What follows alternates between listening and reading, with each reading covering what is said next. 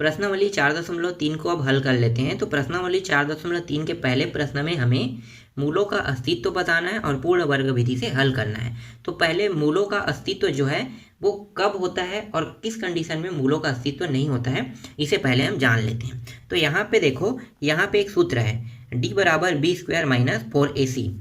इस सूत्र से हम मूलों का अस्तित्व ज्ञात करेंगे। अब मूलों का अस्तित्व कब होगा? जब d बड़ा होगा किससे? 0 से।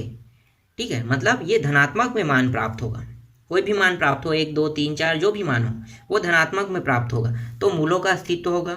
और d का मान अगर 0 भी प्राप्त होता है तो भी क्या होगा? अस्तित्व रहेगा। लेकिन d का मान अगर ऋणात्मक में प्राप्त होता है, ऋणात्मक मतलब -1 -2 -3 -4 इस तरह से, तो उसका अस्तित्व नहीं होगा। तो हमें यही बताना है कि इसका अस्तित्व है या नहीं। तो चलो अब प्रश्नावली के प्रश्नों को हल करते हैं। तो पहला जो प्रश्न है वो है 2x² - 7x + 3 बराबर 0। सबसे पहले हम इसमें ज्ञात करेंगे, मूलों का अस्तित्व ज्ञात करेंगे। तो यहाँ पे एक समीकरण का उपयोग करेंगे जिसे हम व्यापक समीकरण कहते हैं, ax² + bx + c बराबर 0। इससे हमें इसकी तुलना कर देना है। तो तुलना करेंगे तो यहाँ पे a का मान प्राप्त हो जाएगा 2। तुलना का मतलब समझते हो? सेम जो मान है वो कट जाता है। यहाँ पे देखो x वर्ग कट गया, यहाँ पे x यहाँ भी कट गया, तो जो बचा है उसको हमें लिखते हैं। तो ये a बराबर 2, b बराबर -7 और c बराबर यहाँ पे 3 प्राप्त हो गया। अब हम यहाँ पे उस सूत्र का उपयोग करेंगे। सूत्र है d बराबर b² - 4ac। इस सूत्र में मान को रख दो। b का मान कितना है? b का मान है -7 और यहाँ पे वर्ग लगा है -4 गुणित a का मान कितना है? 2 और c का मान है 3।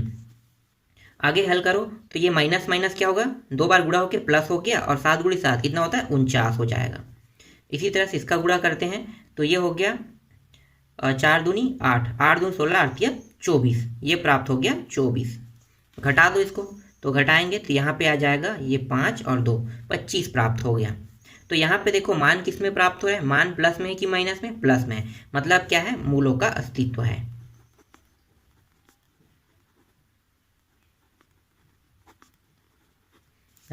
ठीक, ये निकल गया। अब हम आगे हल करेंगे इसे पूर्ण वर्ग विधि में। तो चलो अब हल करते हैं पूर्ण वर्ग विधि में। तो पुनः हम उसी समीकरण को लिख लेते हैं। तो समीकरण है 2x वर्ग - 7x + 3 बराबर 0। अब इस समीकरण में देखो, जो सामने में x के स्क्वायर घात के साथ जो 2 लगा है ना, उसे हमें हटाना होता है। जब हम पूर्ण वर्ग विधि से किसी भी प्रश्न को हल करेंगे तो जो भी x वर्ग के साथ गुणा रहेगा, गुणनफल के रूप में रहेगा, तो उसे क्या करेंगे? इसे हटाएंगे। तो हटा दो इसको। तो क्या करेंगे? पूरे पद में 2 से भाग दे देंगे। तो भाग देंगे तो ये हो जाएगा 2x² बटे 2 हो जाएगा, -7x है तो भाग देंगे तो ये भी 2 हो जाएगा, प्लस यहाँ पे 3 है, यहाँ भी 2 हो जाएगा, बराबर 0। तो देखो ये दोनों मान कट गया और ये x², हमें x² को अकेला प्राप्त करना था तो ये प्राप्त हो गया। माइनस यहाँ पे है 7x/2 + 3/2 बराबर 0। अब यहाँ पे सबसे पहले हमें बीच वाले मान को देखना है। ये बीच वाला मान है, ठीक है। इस बीच वाले मान में क्या आपको ऊपर में 2 दिखाई दे रहे हैं? तो यहाँ पे देखो 7x दिखाई दे रहा है लेकिन 2 नहीं दिखाई दे रहे। तो क्या करेंगे? यहाँ पे हम ऊपर और नीचे में 2 का गुणा करेंगे। मैं बताऊंगा वो 2 हम लोग क्यों ले रहे हैं, इसके बारे में पहले गुणा कर लेते हैं। x² - 7x/2, ऊपर नीचे में गुणा करें 2 और 2 का, ये जो मान है उसको उस पर ले जाते हैं तो ये हो जाएगा -3/2 हो जाएगा। अब आपके पास प्रश्न ये है कि ये 2 क्यों आ रहा है? ठीक है, हम लोग 2 को ऊपर नीचे गुणा क्यों कर रहे हैं? तो यहाँ पे मैं एक सूत्र उपयोग कर रहा हूँ, a + b का अगर वर्ग करता हूँ तो अगर इनको गुणा करें तो ये इस प्रकार से होगा, इसे इस प्रकार से लिख सकते हैं। फिर आगे अगर इसको और हल करें तो कैसे होगा? ये a² + b² + ab + ab। देखो यहाँ पे 2 बार ab आ रहा है तो 2 बार मतलब जोड़ेंगे क्या होगा? 2ab आएगा। तो ये a² + b², तो यहाँ पे 2ab मतलब यहाँ पे क्या है? सूत्र में 2 है तो हर प्रश्न में 2 आएगा ही आएगा। इसीलिए यहाँ पे हम क्या करें? 2 को ऊपर नीचे गुणा कर रहे हैं। क्यों कर रहे हैं? क्योंकि हमें सामने में 2 चाहिए, हमें 2x का गुणज चाहिए, ना कि हमें 7 का गुणज चाहिए, ना ही बाकी संख्या का। हमें किसका गुणज चाहिए? 2 का। इसीलिए हम यहाँ पे 2 का ऊपर नीचे गुणा कर रहे हैं, क्योंकि यहाँ पे 2 नहीं था। ठीक है, अब आगे हल करें तो ये हो जाएगा एक्स का वर्ग माइनस यहाँ पे 2x को ले लो। तो देखो हमें 2x प्राप्त करना था, प्राप्त हो गए यहाँ पे। अब जो बचा उसको गुणा के रूप में ऐसे लिख के 7 है और नीचे में 2 × 2 कितना हो गया 4 बराबर -3/2। अब यहाँ पे देखो ये तो प्राप्त हो गया 2x है, ठीक है। ये जो मान दिखाई दे रहा है आपको 7 और 4, क्या करेंगे अब दोनों पक्षों में इसके वर्ग करके दोनों पक्षों में जोड़ देंगे। तो जोड़ दो, एक्स का वर्ग माइनस 2x गुणी 7/4 प्लस इसका वर्ग करेंगे तो ये हो जाएगा 7/4 का वर्ग हो गया बराबर, जोड़ भी दिए यहाँ पे। इसी तरह से -3/2। अगर हम इस पर जो लेफ्ट हैंड साइड में हमने जोड़ा है तो हमें राइट हैंड साइड में वही मान को भी जोड़ना पड़ेगा। सेम जैसा हमने किया वैसा ही यहाँ भी करेंगे। तो देखो दोनों पक्षों में देखो हमने क्या कर दिया, मानों को जोड़ दिया। चलो अब आगे हल करते हैं। इसके बाद हो जाएगा एक्स का वर्ग माइनस, यहाँ पे माइनस है, ये हो गया 7/4, मतलब वर्ग में बन जाएगा।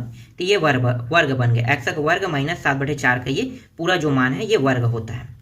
इसके बाद यहाँ पे हल कर लेते हैं। तो ये 3/2 और ये हो जाएगा 7 × 7 कितना होगा 49 और 4 × 4 कितना होगा 4 × 4 16 हो जाएगा।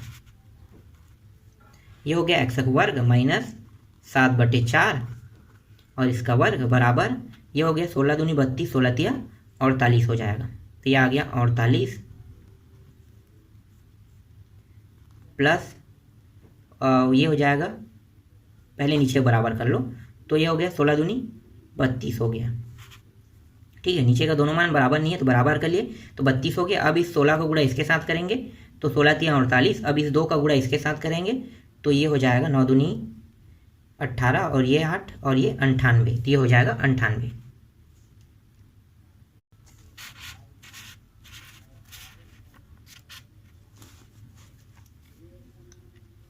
एक्स माइनस 7/4 और ये वर्ग और इसको घटा देंगे। एक सेकेंड में दिखा रहा हूँ, ठीक है। इन दोनों को घटाएंगे तो घटाएंगे तो कितना आएगा, ये हो जाएगा 0 और 5 50 आ जाएगा। तो 50/32 हो जाएगा। तो यहाँ पे लिखो 50/32।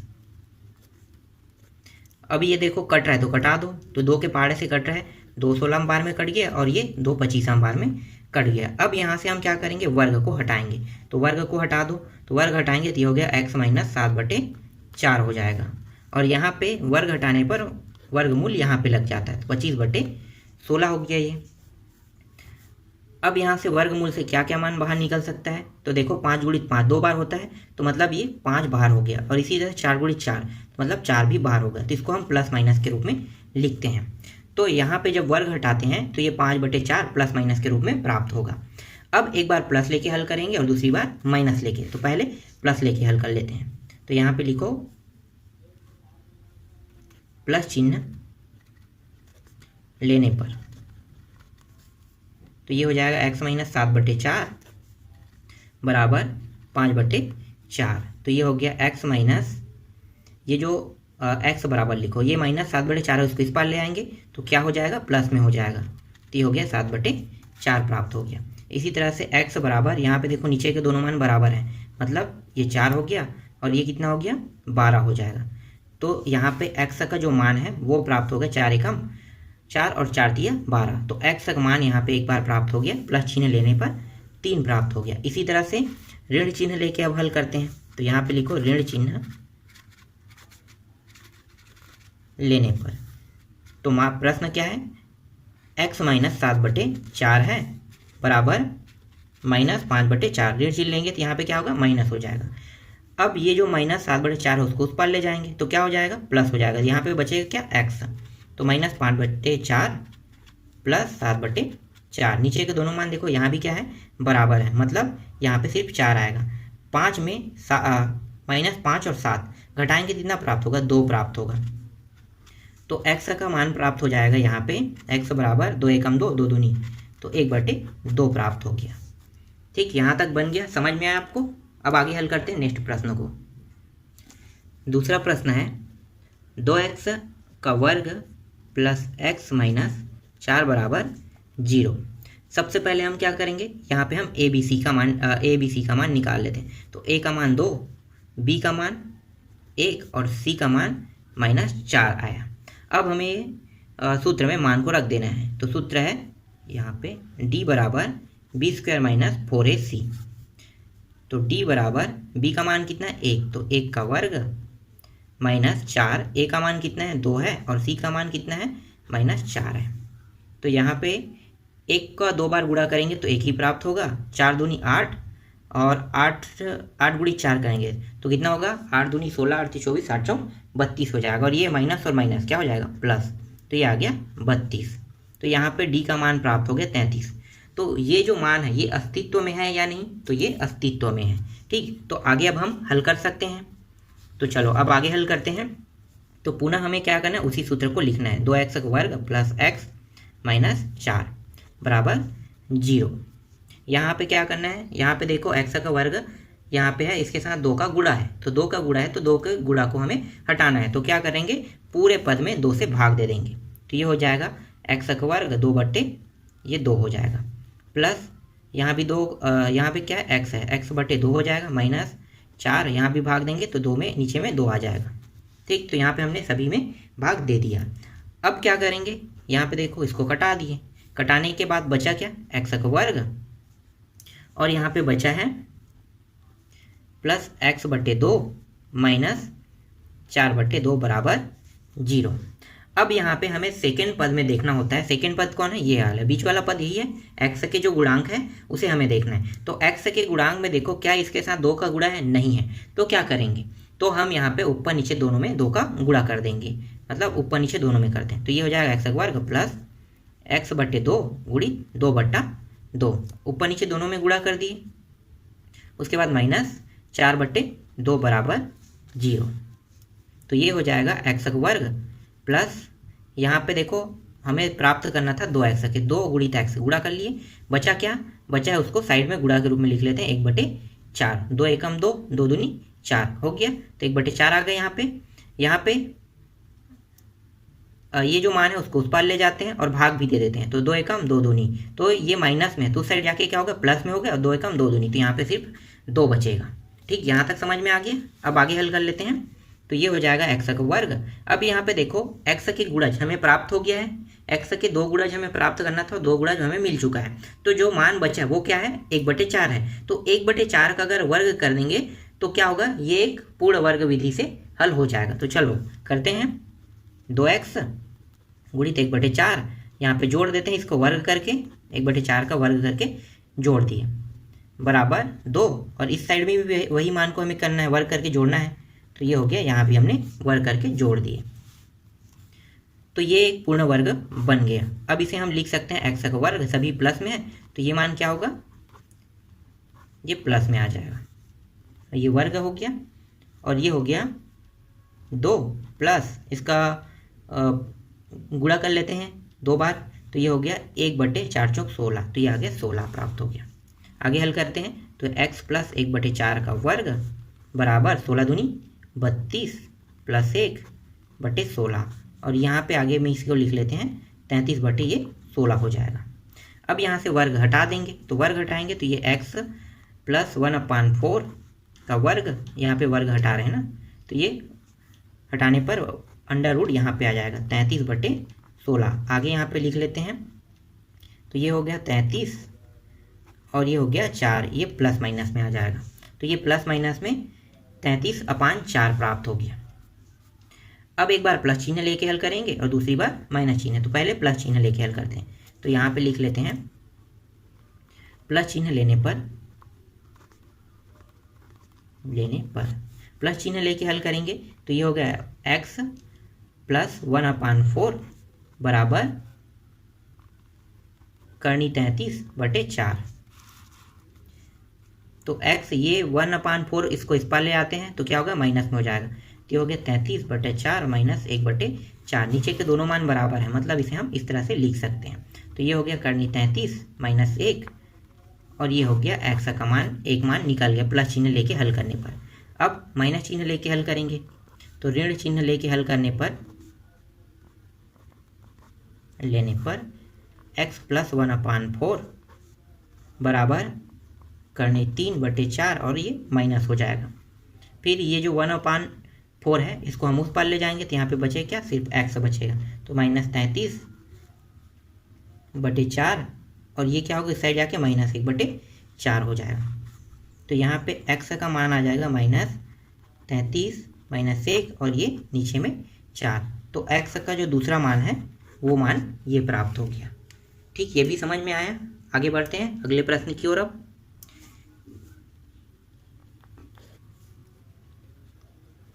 तीसरा प्रश्न है 4x वर्ग प्लस 4 करनी 3x प्लस 3 बराबर 0। सबसे पहले हमें क्या निकालना होता है, सबसे पहले हम अस्तित्व निकाल लेते हैं। तो यहाँ पे a का मान 4, b का मान यहाँ पे 4 करनी 3 और c का मान 3 प्राप्त हो गया। सूत्र में मान को रख दो, तो ये हो गया b का वर्ग -4ac। b का मान कितना है 4 करनी 3, इसका वर्ग कर देंगे -4ac, तो ये 4 हो गया। a का मान 4 है और c का मान 3 है, तो ये हो गया 4 गुणी 4 कितना हो गया 16। 16 गुणी 3 ये आधा है, तो 2 बार गुणा होकर क्या होगा ये पूरा 3 हो गया। तो 16 गुणी 3 करने पर कितने आ रहा है 16 दूनी 32, 16 तिया 48, तो ये 48 प्राप्त हो गया। इसी तरह से इसको भी हल कर लो, तो ये भी क्या होगा ये भी 48 प्राप्त हो रहा है। तो d का मान कितना प्राप्त हो गया, d का मान 0 प्राप्त हो रहा है। तो हमने कहा था कि d का मान या तो प्लस में प्राप्त हो या 0 में, तो क्या होगा इसका अस्तित्व रहेगा, तो इसका अस्तित्व है। ठीक, समझ में आ गया यहाँ पे। तो अब आगे हम हल कर सकते हैं। तो अब आगे हल करेंगे पूर्ण वर्ग विधि के लिए। तो पूर्ण वर्ग विधि में हल करने के लिए हमें पुनः उस प्रश्न को लिखना पड़ेगा। तो 4x वर्ग प्लस 4 करनी 3 x प्लस 3 बराबर 0। अब यहाँ पे देखो हमें x के वर्ग जो है उसे अकेला चाहिए, इसके साथ गुणा क्या है 4 का, तो हम क्या करेंगे पूरे पद में 4 से भाग दे देंगे। तो जो ये 4 आगे में लगा है इसी से हम भाग दे देंगे, तो ये हो जाएगा 4x वर्ग बटे 4 प्लस 4 करनी 3 x बटे 4 प्लस 3 बटे 4 बराबर 0। तो ये 4 कट गया, यहाँ पे देखो ये भी कट गया, तो बचा क्या है, बचा है x वर्ग प्लस करनी 3x प्लस 3/4 बराबर 0 बचा है। अब यहाँ पे हमें सेकेंड पद को देखना होता है, हमेशा मध्य पद को। तो मध्य पद में क्या यहाँ पे 2 दिखाई दे रहे हैं, नहीं दिखाई दे रहे हैं। तो हम क्या करेंगे ऊपर नीचे में 2 का गुणा कर देंगे। तो गुणा कर दो, तो ये हो गया x वर्ग प्लस करनी 3x गुणी 2 बटे 2 प्लस 3 बटे 4 बराबर 0। तो ये हो जाएगा x वर्ग प्लस हमें 2x चाहिए, तो देखो 2 और x का गुणा कर दिए, बाकी जो बचा उसको गुणा के रूप में यहाँ पे ले आते हैं। तो करनी 3 बटे 2 और ये जो मान है उसको उस पर ले जाएंगे, तो 3 बटे 4, तो ये माइनस में प्राप्त हो जाएगा। यहाँ पे क्या है प्लस में उस साइड जाके माइनस हो जाएगा। अब यहाँ पे जो मान है करनी 3 बटे 2, इसको वर्ग करके दोनों पक्षों में हमें क्या करना है जोड़ना है, तो जोड़ दो। तो ये हो गया x वर्ग प्लस 2x गुणित करनी 3 बटे 2 प्लस करनी 3 बटा 2 का वर्ग बराबर -3 बटे 4 प्लस करनी 3 बटे 2। तो ये पूरा मान एक वर्ग बन गया। किसका वर्ग बना है, तो देखो सभी मान प्लस में है, मतलब x प्लस करनी 3 बटे 2 का वर्ग बन गया ये। और यहाँ पे -3, यहाँ पे देखो नीचे का मान बराबर नहीं, तो बराबर कर लेते हैं। तो ये हो गया 4 दूनी 8 हो गया, ये हो गया 3 दूनी 6, तो ये -6 और ये हो जाएगा प्लस 4 करनी 3 हो जाएगा। सॉरी यहाँ पे थोड़ा सा गलती कर दिया मैं, इसको वर्ग करना है। ठीक है, वर्ग करेंगे। अब आगे हल करते हैं इसको। तो ये -3 बटे 4 प्लस ये आधा आधा क्या होगा पूरा 3 हो जाएगा और 2 दूनी 4 हो जाएगा। तो देखो नीचे के दोनों मान बराबर हो गए। अब तो x प्लस करनी 3 बटे 2 और ये वर्ग यहाँ पे रहेगा। यहाँ पे क्या बन गया, ये 4 हो गया और यहाँ पे 3 और एक प्लस और माइनस में है, तो प्लस और -3 बराबर यहाँ पे 0 प्राप्त हो गया। ठीक, यहाँ तक समझ में आ गया, 0 हो गया इस पूरे मान को। तो अब हम क्या करेंगे, हमें तो 2 मान चाहिए, तो हल कर लेते हैं। तो हमें बस अब इसको ही बस लेकर हल करना है। तो यहाँ पे अगर वर्ग हटाएंगे तो करनी यहाँ पे आ जाएगा, तो क्या होगा कोई भी मान प्राप्त नहीं होगा, जैसा है वैसा ही रहेगा। तो चलो वर्ग हटा दो, x प्लस करनी 3 बटे 2 वर्ग हटाएंगे तो ये 0 का 0 ही रहेगा। तो x बराबर ये जो करनी 3 बटे 2 है इसको इस पार ले आते हैं, तो क्या हो जाएगा माइनस करनी 3 बटे 2 प्राप्त हो जाएगा। ये तो एक बार हो गया, लेकिन हमें तो 2 मान चाहिए। इसका मतलब ये है कि अगर ये एक बार हल हो रहा है, इसका मतलब ये है कि ये मान सेम टू सेम दोबारा प्राप्त हो रहा है। ठीक है, तो हम इसको लिख लेते हैं करनी 3 बटे 2। तो ये रहा इसका आंसर आ गया। ठीक, ये समझ में आया। जब ऐसा कोई कंडीशन आता है तो आपको समझ जाना चाहिए कि यहाँ पे ये जो मान है ये 2 बार उपयोग हो रहा है। ठीक, तो यहाँ पे इसका भी आंसर आ गया। चलो अब आगे हल करते हैं प्रश्न 1 का चौथा प्रश्न है 2x वर्ग प्लस x प्लस 4 बराबर 0। सबसे पहले हम यहाँ पे a का मान निकाल लेते हैं। a का मान 2, b का मान 1 और c का मान 4। अब यहाँ पे हम अस्तित्व निकालते हैं, तो अस्तित्व निकालने के लिए हमें सूत्र उपयोग करना है d बराबर b² माइनस 4ac। b का मान कितना है 1 है, तो 1 का वर्ग 4 गुणित a का मान 2 गुणित और इसका मान कितना है 4 है। यहाँ पे सभी मान किस में प्लस में है, तो ये हो गया 4। चलो आगे हल करो, तो ये हो जाएगा, तो ये हो गया 1 माइनस 4 दूनी 8, 8 16 आती है 24, 8 चौक 32, तो ये आ गया 32। तो यहाँ पे मान प्राप्त हो गया -31 में आ रहा है। तो d का मान यहाँ पे ऋणात्मक में हो रहा है। इसका मतलब क्या है, ये इसका जो है अस्तित्व नहीं है। तो आगे हम इसको पूर्ण वर्ग विधि से हल नहीं करेंगे। क्यों नहीं करेंगे, क्योंकि यहाँ पे स्पष्ट प्रश्न में कहा है कि अगर इसका अस्तित्व निकलता है तभी क्या करोगे, आप पूर्ण वर्ग विधि से हल करोगे। अगर इसका कोई अस्तित्व ही नहीं है तो हम अगर इसको पूर्ण वर्ग विधि से हल करेंगे तो इसका कोई उत्तर प्राप्त नहीं होगा। क्यों, क्योंकि ये माइनस में आ रहा है, तो माइनस में आ रहा है मतलब इसका कोई उत्तर प्राप्त नहीं होगा, इसलिए हम यहीं पे इसको स्टॉप करेंगे। इसके बाद जो आगे के प्रश्न है उसको नेक्स्ट पार्ट में हल करेंगे।